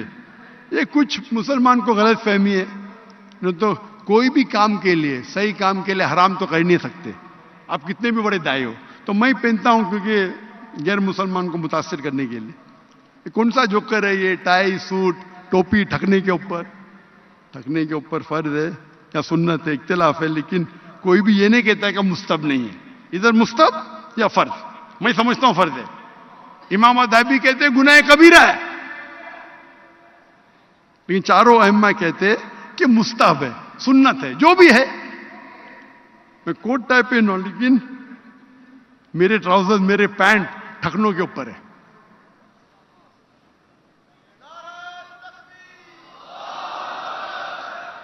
سر کو ڈھانکنا سنت ہے, ٹائی کو پہننا مباح مطلب آپشنل. تو 5واں نقطہ ہے, وہ نشانی مت پہنو جو غیر مذہب کی نشانی ہے, صلیب, ٹیکا. اور آخری ہے, آپ دوسرے جنس کے کپڑے مت پہنو, مرد عورت کے کپڑے نہیں پہننا چاہیے, عورت مرد کے. یہ 6 ہے. اگر اس کا احترام کریں گے تو پوری پورنوگرافی اور پورے یہ ننگا پن دنیا سے نکل جائے گا. افسوس کی بات ہے کہ ہم کئی بار مسلم معاشرے میں دیکھتے ہیں, جب میں تقریر کرتا ہوں تو ہندو جو میری تقریر کو دیکھتے ہیں, جب مجھ سے ملنے آتے ہیں تو احترام کرتے ہیں. وہ عام طور پہ حجاب نہیں کرتے لیکن اپنا دوپٹہ سر پہ لیتے اور میرے سے دور رہتے ہیں, کیونکہ جانتے ہیں کہ میں جب تقریر کرتا ہوں کہتا ہوں دے شوڈ بی نو انٹرمنگلنگ. لیکن افسوس کی بات ہے کئی مسلم معاشرے میں تو مسلمان خواتین مجھ سے بات کرتی ہے, بولتی ہے میرے فین ہے, لیکن میرے پہ چڑھ جاتی مطلب میں چڑھنے دیتا ہوں, ایک دم آگے رہے رکو, میں پیچھے جاتا ہوں ایک دم دیوال آ جاتے, ارے بھائی کیا کر رہے آپ. چڑھ جاتی ہے, خالی یہ مہر ہے, میں تو چھونے بھی نہیں دیتا ہوں بھائی. لیکن میرے قریب آتی ہے, جب بھی جیسا بھی 2-3 میٹر سے کم ہوتا ہے تو میں اور پیچھے جاتا ہوں. ڈسٹینس ہونا چاہیے نا. ہم دیکھتے ہمارے معاشرے میں قرآن پڑھتے لیکن حجاب پہ عمل ہی نہیں کرتے. یہ جو حجاب ہے یہ ایک پوائنٹ ہے حجاب کا, یہ 6 نقطے ہیں, یہ 6 نقطے ہیں. یہ کپڑے کے حجاب کے بارے میں. آپ کس طریقے سے بات کرتے ہیں وہ بھی حجاب میں آتا ہے, کس طریقے آپ چلتے ہیں وہ بھی حجاب میں آتا ہے, سب حجاب میں آتا ہے. صرف کپڑے حجاب میں نہیں آتا ہے.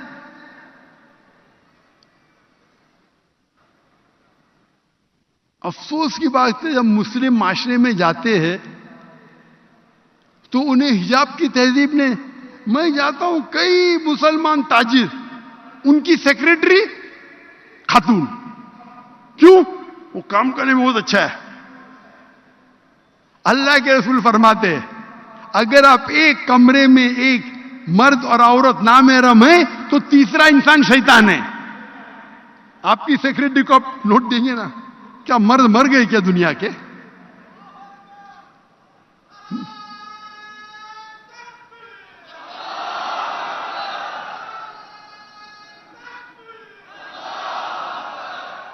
اپنے ریسیپشن پہ خاتون کو رکھتے. کیوں رکھتے؟ اٹریکٹ کر سکے. اٹریکٹ, میں مانتا ہوں جو بولتے بالکل صحیح ہے. لڑکی کو رکھیں گے تو بھائی چمک دھمک کے کوئی بھی آ جائے گا نا. اس لیے ایروپلین میں ایئر ہوسٹس ہوتے ہیں نا, اٹریکٹ کرنے کے لیے. کیوں؟ یہ آپ کو اٹریکٹ کر رہے جہنم کی طرف. آپ کو اللہ پہ بھروسہ ہی نہیں, لیڈی سیکریٹری رکھتے, لیڈی ریسیپشنسٹ رکھتے. خواتین اگر کام کرنا چاہتے وہ ایسا کام ہونا چاہیے جو شریعت کے خلاف نہیں ہے, اور علیحدہ ہونا چاہیے.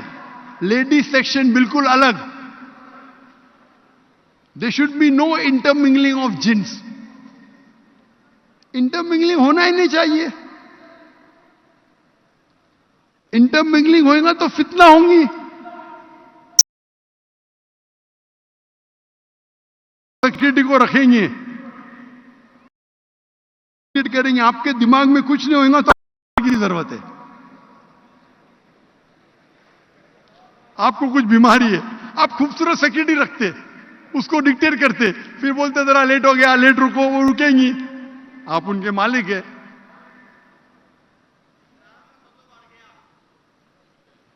تو اللہ تعالیٰ فرماتے ہیں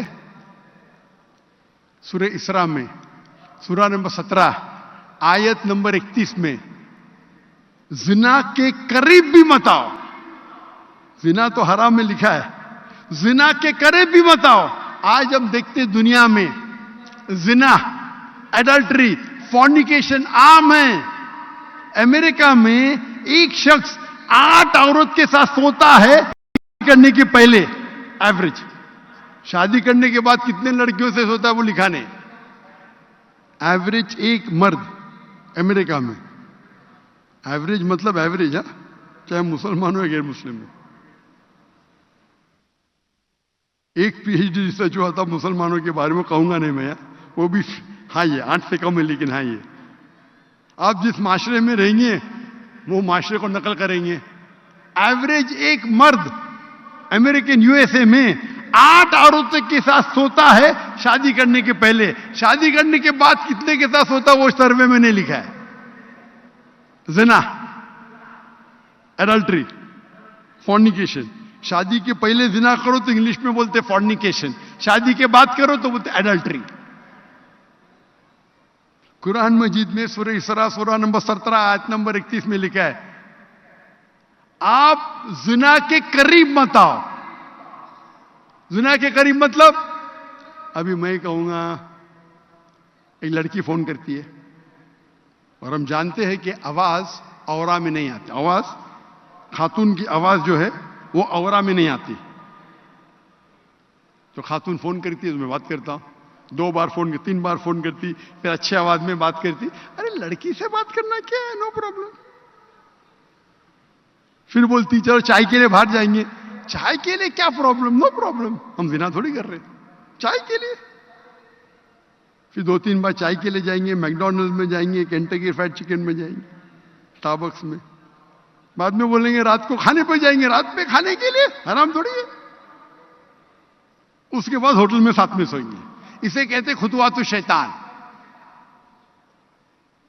پہلے شیطان جانتا ہے کہ آپ اچھے مسلمان ہیں تو ٹیلی فون پہ بات کرنا، ٹیلی فون پہ خاتون سے بات کرنا تو حرام نہیں، لیکن بے بنیاد بات کرنا، اللہ فرماتے قرآن مجید میں سورہ احزاب میں سورہ نمبر 33، اللہ کے رسول کے بیویاں سے، ہمارے امہات المومنین سے اللہ تعالیٰ فرماتے آپ کی آواز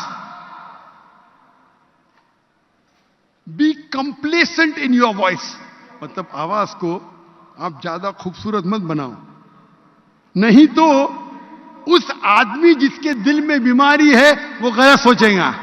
کس سے کہہ رہے؟ امہات المومنین سے۔ اللہ تعالیٰ فرماتے ہمارے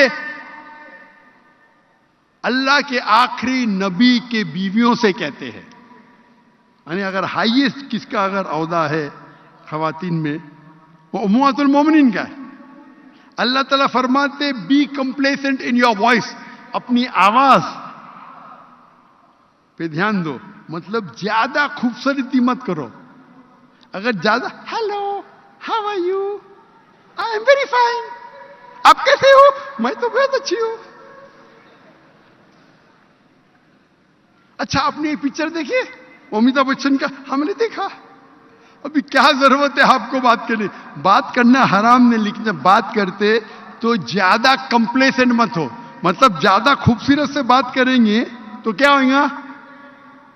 اللہ فرماتے سورہ روم میں سورہ نمبر 30 آیت نمبر 21 میں اللہ نے مرد اور عورت کے بیچ میں محبت ڈالی۔ مرد اور عورت مطلب بیوی اور شوہر کے، لیکن اب بیوی شوہر نے پھر بھی محبت آ جاتی ہے تو یہ حرام محبت ہے، خطوات شیطان۔ تو سیکرٹری رکھیں گے، بہانا چاہیے وہ اچھی ہے، وہ کیا ضرورت ہے؟ مرد کیا مر گئے؟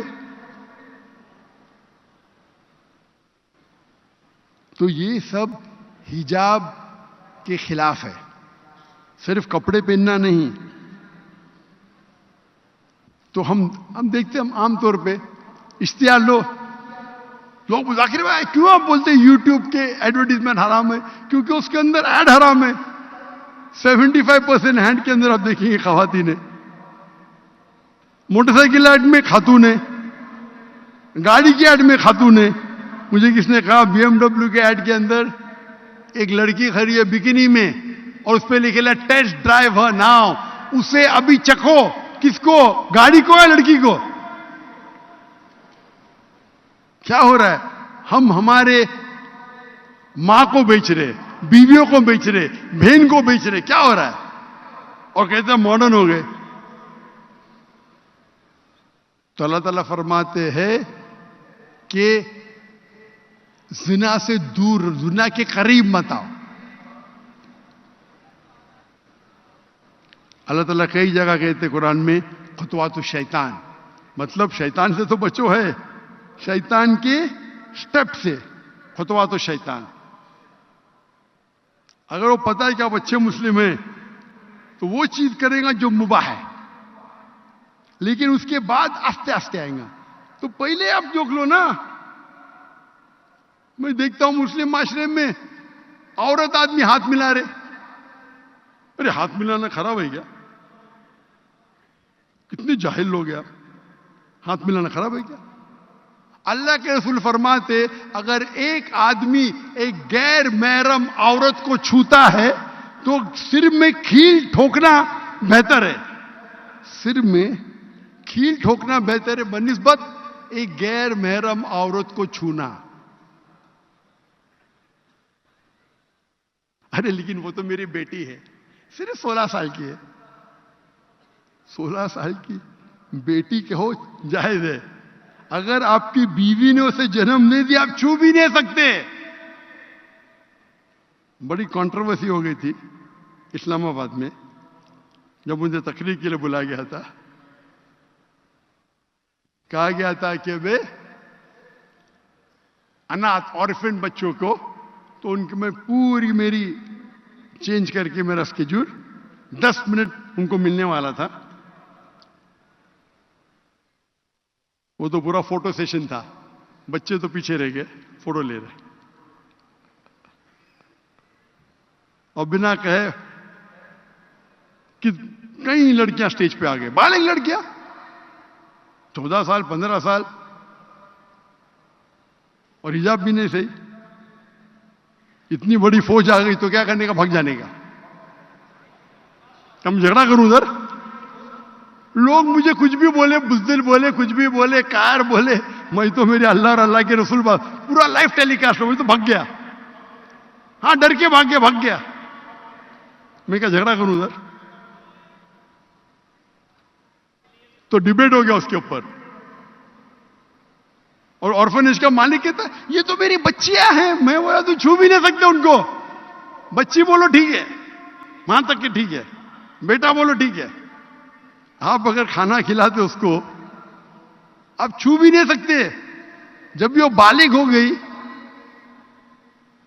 تو آپ چھو بھی نہیں سکتے. اگر آپ کی بیوی نے جنم دیا ٹھیک ہے تو جائز ہے. تو کدھر گیا اپنا معاشرہ, کدھر گیا سویٹ ہوم؟ سب سے سویٹ ہوم جنت ہے بھائی. جنت سے اچھا سویٹ ہوم تو دنیا میں نہیں ہے. اور اگر آپ ذاکر نائک کی کیسٹ کو دیکھتے ہیں, آپ میرے فین ہیں, تو ایسے حرکت کیوں کرتے بھائی؟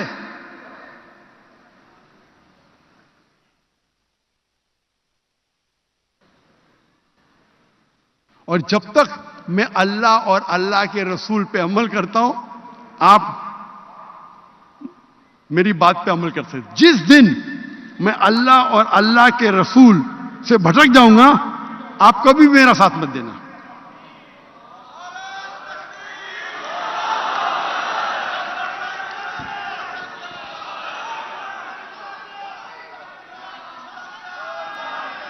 نعرہ تکبیر. اللہ, تالیاں نہیں بجائیں. کیونکہ یہ شیطان جو ہے, شیطان بھڑکانے میں ایکسپورٹ ہے. ارے ماشاء اللہ اتنا بڑا مجمع, تو ہمیں وہ بولنا چاہیے جو اللہ اور اللہ کے رسول کی بات پہ عمل کرے, اللہ کو راضی کرے, انسانیت کو نہیں. انسان کی طرف دعوت مت دو, ادارے کی طرف دعوت مت دو, گروہ کی طرف دعوت مت دو, قرآن کی طرف دعوت دو, صحیح حدیث کی طرف دعوت دو, اللہ کی طرف دعوت دو, اللہ کے رسول کی طرف دعوت دو. اگر میں دائی ہوں تو صرف اللہ کا اور اللہ کے رسول کا. تو قرآن مجید میں ہدایت ملتی ہے جو آج کے معاشرے کے مسائل ہے, پورنوگرافی, ایڈلٹری, فورنیکیشن, اس کا حل قرآن مجید میں ہے. آج ہم دیکھتے ہیں کہ ربا, انٹرسٹ دنیا بھر میں پھیلا ہے, اور قرآن مجید میں ربا 8 بار آتا ہے, 8 بار. اور آتا ہے سورہ بقرہ میں, سورہ نمبر 2 آیت نمبر 278 اور 279. اگر آپ ربا سے باز نہیں آئیں گے تو اللہ اور اللہ کے رسول آپ پہ جنگ کا اعلان کریں گے. اتنی خطرناک سخت وارننگ ہے, تنبیہ ہے. اگر آپ ربا سے باز نہیں آئیں گے, انٹرسٹ سے باز نہیں آئیں گے, تو اللہ اور اللہ کے رسول آپ سے جنگ کا اعلان کریں گے. باقی گناہ کبیرہ, شراب پیئیں گے, بڑا حرام ہے, گناہ کبیرہ ہے, لیکن کئی بھی حدیث اور قرآن میں یہ نہیں لکھا ہے کہ اللہ اور اللہ کے رسول آپ پہ جنگ کریں گے. ہمارے معاشرے میں اگر کوئی شراب پیا تو بہت بڑا گناہ, سور کا گوشت پیا تو اور بڑا گناہ, ربا لیا, ارے وہ تو عام ہے بھائی, ہم کو دھندا کرنے کا ہے. تو ربا شراب پینے سے کئی زیادہ گناہ ہوتا ہے. اس پہ تقریر کیا ہوں میں, interest free economy promulgated by the Quran. ربا بنا, ربا بنا معاشرہ قرآن کی روشنی میں تو ربا حرام ہے. قرآن مجید میں اللہ تعالیٰ فرماتے ہیں سورہ بقرہ میں, سورہ نمبر 2 آیت نمبر 188, ورس نمبر 188, کہ آپ اپنی دولت کا استعمال مت کرو हाकिम को खरीदने के लिए, ताकि आप दूसरे की दौलत छीन सके। ये रिश्वत के बारे में जिक्र। रिश्वत, आप अपने पैसे का इस्तेमाल मत करो रिश्वत के लिए, ताकि आप दूसरे की दौलत खा सके। तो रिश्वत देना गुनाह कबीरा है, लेकिन हमारे माशरे में आम है, और मुसलमान माशरे में और है। अगर आप देखें ये कंट्री की लिस्ट, करप्शन एंड ब्राइबरी किस में ज्यादा है, तो मुसलमान मुल्क टॉप पे। क्यों? जब हम कहते हैं हम मुस्लिम हैं, हम अल्लाह के बंदे हैं, अल्लाह के रसूल का कहना मानते हैं, तो क्यों रिश्वत लेते? अगर आप 200 से ज्यादा मुमालिक है दुनिया में, आप देखेंगे टॉप के ऊपर रिश्वत में मुस्लिम मुमालिक। क्यों? क्यों? क्योंकि हम कुरान से दूर हो गए। इसीलिए मैं कहता हूं कुरान आलमी जरूरत, सारे आलम के लिए, सारे दुनिया के लिए। कुरान मजीद में सारे मसाइल का हल है, चाहे आपके खुद के जाती मसाइल हो, चाहे आपके फैमिली के मसाइल हो, चाहे आपके इलाके के मसाइल हो, चाहे आपके शहर का मसाइल हो, चाहे आपके मुल्क का मसाइल हो, चाहे सारी दुनिया का मसाइल हो, कुरान मजीद में सारे मसाइल का हल है, सारे मसाइल का जवाब है। कुरान मजीद में जो इंसानियत के माशरे मसाइल का हल है, सोशल प्रॉब्लम्स का हल है, इकोनॉमिक प्रॉब्लम का हल है, पॉलिटिकल प्रॉब्लम का, सियासी प्रॉब्लम का हल है कुरान मजीद में, साइकोलॉजिकल प्रॉब्लम का हल है कुरान मजीद में। अफसोस की बात है कि हम कुरान मजीद को नहीं पढ़ते, और पढ़ते भी है तो समझ के नहीं पढ़ते। मेरे बेटे ने तकरीर किया था कराची में, क्या कुरान मजीद को समझ के पढ़ना जरूरी है? कुरान मजीद को पढ़ो, अरबी में पढ़ो बेशक, अरबी के साथ अगर आपको अरबी जबान पे महारत नहीं है तो उसका तर्जुमा पढ़ो। आपको उर्दू जबान पे महारत है तो उर्दू में पढ़िए, अंग्रेजी में महारत तो अंग्रेजी में पढ़िए, पंजाबी में महारत पंजाब में पढ़िए, लेकिन कुरान मजीद को अरबी के अलावा वो जबान में पढ़ो जिस जबान में आपको महारत है, और कुरान मजीद के हिदायत पे अमल करो। कुरान मजीद राहे निजात है, आखिरत में हमें जन्नत में ले जाएगा। इसीलिए कहता हूं कुरान मजीद सारी आलम, सारी दुनिया के लिए जरूरत है। और कुरान मजीद मैंने कई तकरीर की है जिससे साबित होता है कुरान मजीद अल्लाह का पैगाम है, और हर दौर में अपने आप को साबित किया कि अल्लाह का पैगाम है। मैंने एक तकरीर की है, is the Quran God's word, क्या कुरान अल्लाह का पैगाम है? और उसमें मैंने मंतिक से, साइंस के जरिए साबित किया है कुरान मजीद अल्लाह का कलाम है। इसीलिए मैं कहता हूं कुरान मजीद आलमी जरूरत है।